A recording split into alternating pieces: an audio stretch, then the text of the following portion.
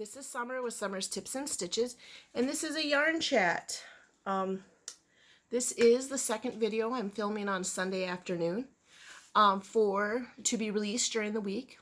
So basically I'm just going to tell you what I crocheted this week. I did do another skein on my giant Bernat Extra blanket. I just didn't feel like dragging it down here because as of right now it's sitting in my corner chair in the living room. Just piled up on there because it's getting so big. I will say, you know what, the big hazard with using the crochet or the Bernat Extra and making a big blanket, I'm not kidding y'all, is like I'll go to sit down in the evening, start working on it. It's so warm and cuddly, and then like 5-10 stitches in, I'm asleep. So it's getting to be hard because it's so warm and cuddly, and it's getting to be, you know, fall to winter. So staying awake while crocheting it, I guess working a full-time job plays into that too. So I have been working on that, but I just didn't bring it down to show you. I mean, really, it's at the point where it's so big that you can't really tell. I'll just tell you that I'm still working on it, and then hopefully sooner than later, it'll be done and I can have it all laid out on my bed. My husband is very excited about it. The finished object I have is I finished my star blanket. For this yarn, this is Karen's Simply Soft Baby Brights. A subscriber friend sent this to me after I bought one snaggly yarn from Michael's. I did end up leaving that one pink stripe in there. You can't really tell. It's probably like 2, 4, 6, 8, 10, 11 rows in. There's a pink one, and then 2, 4, 6, 8, 10 rows out is the border. And I did that in pink. Actually, what I did, I'm not quite sure why I did this, but as I was going along, I was doing all rows of double crochet. But then right about here, I decided to do 2 rows of half double crochet. I think maybe I was running out of yarn and I thought that doing some half double crochet rows would extend it all the way around, so I didn't have like a gap in around, if you know what I mean. And then for the border, I used my Karen's Simply Soft pink, and I did a row of half double crochet and then a row of single crochet. So that is what my border is. There's the star. It is very busy. I'm going to be honest, it's not my favorite. I don't hate it. I just don't love it. It's just a nice, cute blanket, I guess. When it lays out on the floor, it does look really nice as a nice star. So I'll put that in my pile down here of blankets that I'm giving to Christ Child Society. There's like 4 of them down there. Now there's another. So I finished it. I really like it. Just not, you know, my favorite blanket ever. Just a second here. I did have some extra yarn left over. Quite a bit of this and some pink. Initially I am going to make a hat right away. I'm not quite sure if I'm going to do it in the variegated. Yeah, because, okay, so this is the dealio. I have the most left of the variegated, but I feel like it's so busy. And I don't know if I want to make a sweater, a baby sweater with it, because it, like I said, it's busy. But I might just do it anyway. I might just go ahead and do it anyway, make the full, you know, sweater in this variegated, do a border in pink, and then a while ago, I made these super cute little sweaters. Their one was blue, light blue, and yellow, and then I made a yellow one with blue, and I crocheted these little stars, and I sewed them to it. So maybe I'll do that, make a variegated hat, and then do a pink star to go on the outside of it, and then also a sweater with 2 little stars. So I have the rest of these skeins of yarn in this bag. This is my Jane Wynn cat bag. So seeing this reminded me that upstairs I had ordered another Jane Wynn bag. So I just ran upstairs to grab it. Whew, I'm out of shape, but I'm back.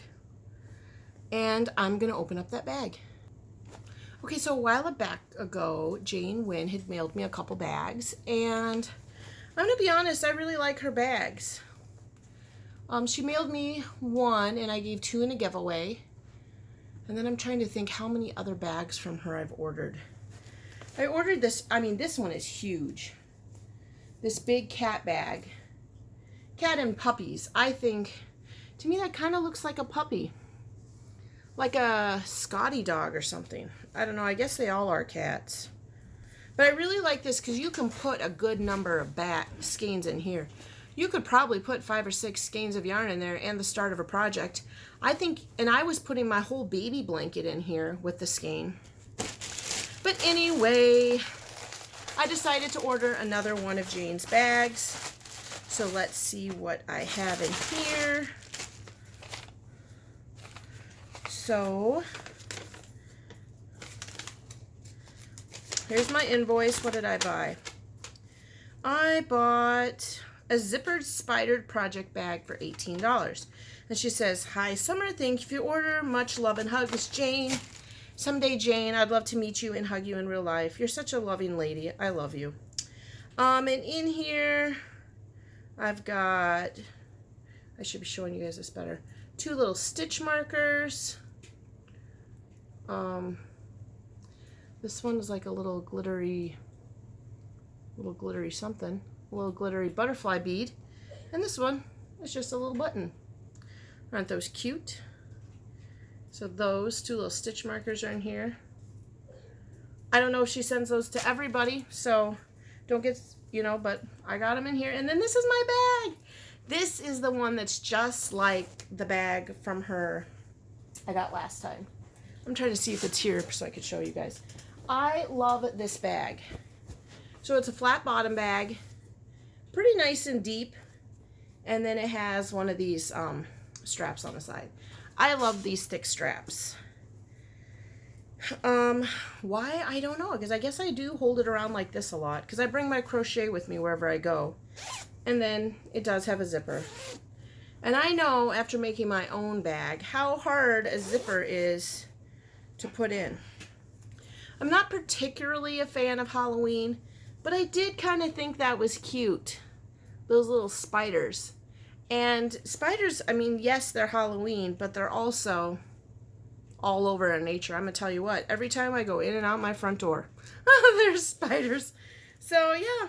So check out Jane Wynn's bags. I'll put a link in the description to her Etsy shop. This has to be either my 3rd or 4th bag from her. I'm not kidding. I just love her bags. And they're, I think, very reasonably priced. That's why I decided whenever I felt like I wanted a new project bag, oh, here we go, I was going to buy her bags. I'm going to put this up here. I'm going to cover up her address. I don't know if she, so it says, see if I can get it to focus on here. There you go, Jane Wynn, and there's her Etsy shop, and she is the head seamstress, and then she got that little cute cat on there. But yeah, that is her Etsy shop, etsy.com/shop/Jane Wynn Designs, and Jane Wynn is with a Y. All right, folks. I hate to say, oh, I'll show you my next project. I was going to say, I hate to say it, but I think that's about all. I only finished one thing, but I have started another one. Now, if you watched the previous video before this, you know I'm working with the Premier Luna yarn. I asked you all which kind of yarn would you like me to make my next project with, and then I would talk about that yarn. And more folks said they wanted the Premier Luna, which is really nice because I was completely, I love packaging, and I was completely sold on these cute little multicolor balls. I just think they're adorable. I love cakes too, but I love little balls. Okay, so maybe I just love yarn. It doesn't matter if it's a cake or a skein or a little ball. I'm gonna buy it. What I wanted to talk about though was the Secret Path shawl. This was designed by, I want to say Johanna Lindahl. I don't know if she has a fancier name than Joanna. that is what it looks like, but I don't know. You know how some people get excited and pronounce their names fancier than other people?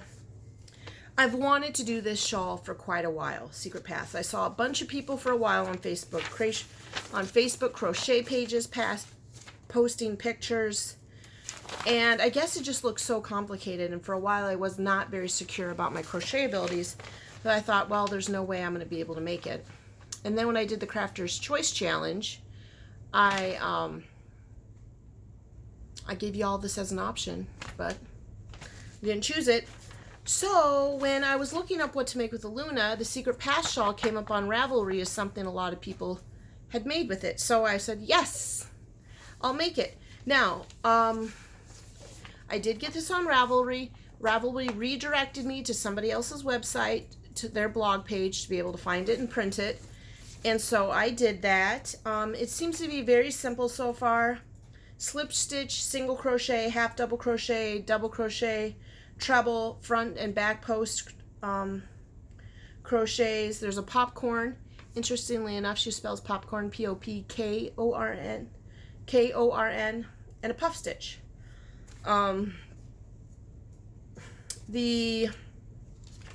Okay, so the one thing I was going to tell you is the layout is very easy to read. It's very clear what you should do on each line, and after they write out what you should do on each line, it then tells you for row 9, repeat row 5, row 10, repeat row 6. So you'll go back to that main page. One thing that got me a little confused, but I used my context clues, is the very first, I'm going to pull out a little bit and show you. Your very first row, after you do their crochets in the ring, it says chain 3, 2 double crochets in the first stitch. Now hopefully I can turn this around so you guys can see. This is where I usually get confused in a pattern, because I don't always know what that designer thinks is the first stitch and what they think is just what the stitches lined up under the chain 3. So I'm going to hold it like this for you to see. Hopefully this is not backwards. This is the chain 3 coming up from the row of double crochets below. And when she's talking about the first stitch, I didn't know she wanted me to go in right here, right there under that double crochet. Let's see if I can point to it for you guys. If she wanted me to go in right there, or if she wanted me to go right there. Sometimes in patterns they have you skip this first one because your chain 3 lines up above it, and that counts. Your chain 3 will count as the first double crochet, and then they want you to go into this stitch right here. So I thought to myself, how am I going to know if they want me to do my first stitch in that spot right there? So I looked all the way at the end of the pattern, end of that row, and it says 3 double crochets in the chain 3 of the previous row. So that told me that they want me to go, or she wants me to go, in that very first stitch right here under the double crochet. Because if I put 2 double crochets in that hole, then this would be the 1, 2, 3, because on the very end they want 3 double crochets in that last stitch. So that's how I figured that out. Now I don't know if that's just me that has that problem or if other people do, but I'm always like, right when I start a pattern and you do that first row, I'm always like, which stitch do they want you to go into? Because I also don't really like the gap that I feel like it leaves if you just chain up 3 and then go into the other stitch. I always feel like there's a little bit more space between that chain 3 and a double crochet than all the other double crochets. So I've come up and I do a half stitch in there. I start a double crochet and then I leave it halfway on there, and then I go and do a first double crochet in that stitch.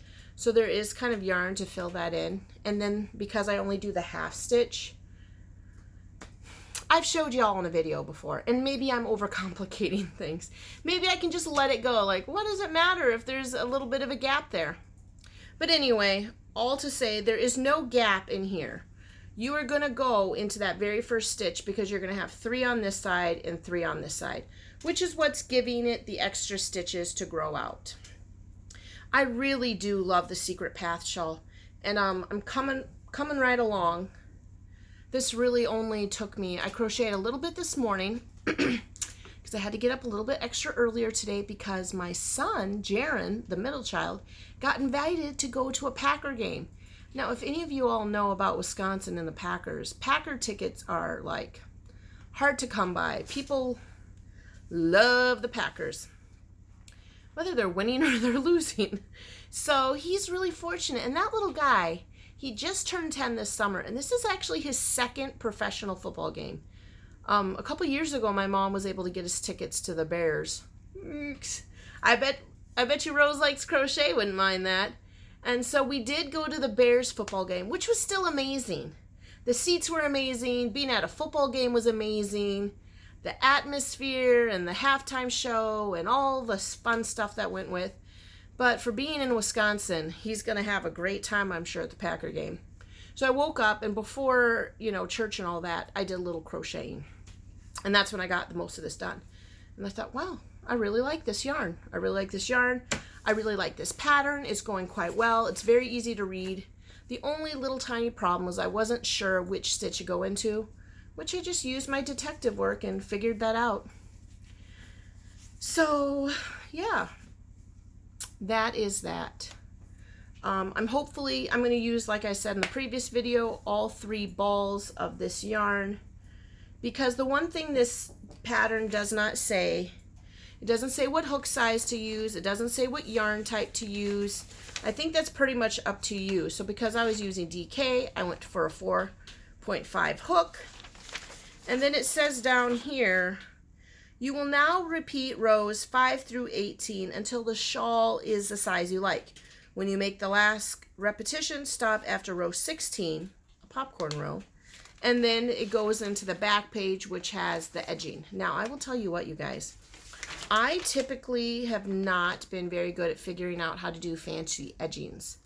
Like a while ago when I was doing that Virginia shawl, and even for the Lion brand shawl, I just did my own edging. I really typically, if it involves too many stitches or counting, and let's say I got off by a stitch or so already in the shawl, if I can't figure out that first row and if it doesn't come out, I just make up my own edging. So we'll see. Can I do the edging that comes with the Secret Path shawl, or will I make up my own? That we shall see. I'm pretty sure I'll be able to crochet a little bit I'll be able to get significantly a good portion of it done today because I did all of my work already for school, and today's just my day to go to church and relax until 8 o'clock. And then I probably should do a little more house cleaning, but maybe we all should, right? All right, well, that is my yarn chat. I don't know what number this is, probably like yarn chat 43 or something. I don't know. We'll be surprised. Both of us will be surprised. All of us will when I get that in. So check out Jane Wynn's shop on Etsy if you want a cute bag. And start working on that Secret Path shawl, you guys. If you are a beginner to intermediate pattern reader, you should be able to manage it. It's really awesome. I didn't even look to see if there's online tutorials for it. I'm sure there is. All right, well, that's all I have for you today. Thanks for watching and subscribing. Thanks for liking and sharing my videos. And until then, happy crafting. Bye.